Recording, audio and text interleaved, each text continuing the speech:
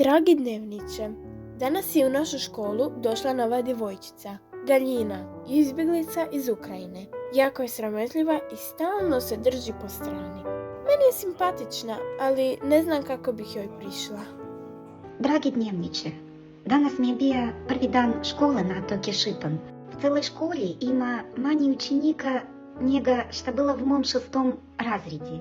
Možda mi to pomogne da se lakše uklopim, ali prvi dan был težak. Nikogo ne poznajem, ne znam dobro govoriti hrvatski. Dragi dnevniče, Galina još ne razumije dobro hrvatski, ali rastura matematiku i fiziku.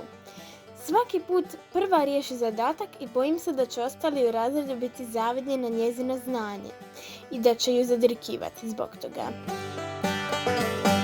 Osim toga, ona je nova u školi, a sjećam se kako je bila meni i mom bratu kada smo se s roditeljima vratili iz Njemačke.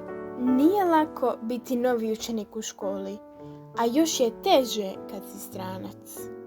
Dragi dnevniče, moj tata na fronti i jako brinem za njega.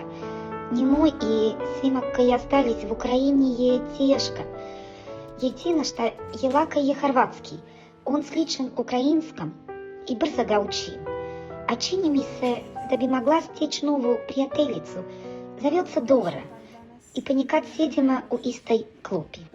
Dragi dnevniče, Galina je od danas Galja i službeno moja prijateljica. Mislim da će je uskoro i svi drugi prihvatiti i da će joj biti lijepo s nama.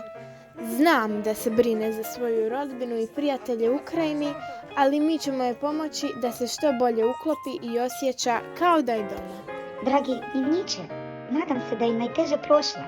Bilo je zadirkivanja, bacanje papirića, ali valjda je to tako. Lijepa vijest je da minja Dora pozvala k sebi doma, da je pomognem s matematikom i engleskim, a na meni pomaže s biologijom i s hrvatskim. Dragi dnevniče, danas smo se Galja i ja zabavljale, vježbale i igrale se. Mislim da će mi ova zima na Šipanu biti puno lakša i ljepša uz Galju, a čini mi se da se i ona već osjeća kao da je doma. Samo mi je žao što se nismo odmah sprijateljile. Dragi dnevniče, dolazi zima. Nema više kupanja, ali najgore je to što rat u Ukrajini još traje. Nedostaje mi tata, djed, baka, Ukrajina. Tješi me to što se osjećam prihvaćenom i stekla sam pravu prijateljicu, a tko ima barem jednog prijatelja, taj je bogat.